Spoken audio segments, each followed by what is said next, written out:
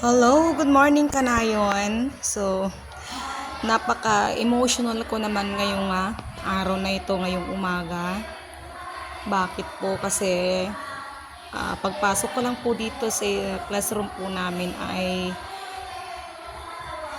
akala ko wala po dito yung mga eskwela ko kasi nakasara lahat ng bintana tsaka ng pintuan namin.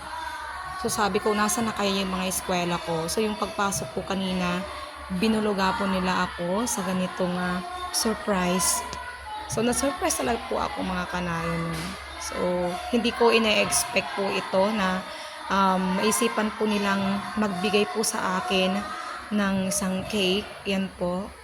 Let me read to you yung contents po ng kanilang cake na binigay. Thank you for everything, Ma'am. We will miss you from your grade 6 pupils. Wow. So, di ba? Napaka-sweet po nila mga kanayon.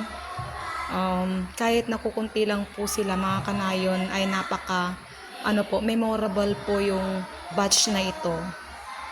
Sabi ko nga, sweet and sour po sila. Pero mas marami yung kanilang pagiging sweet sa akin. So, napalapit na rin po ako sa kanila mga kanayon. So, I'm so grateful and thankful to God na may mga estudyante po ako mga ganito na kahit medyo stricto po tayo, naalala pa rin po nila ako at napapahalagan yung mga ginagawa ko. So, thank you so much my grade 6 pupils, batch 2022-2023. So, God bless you all.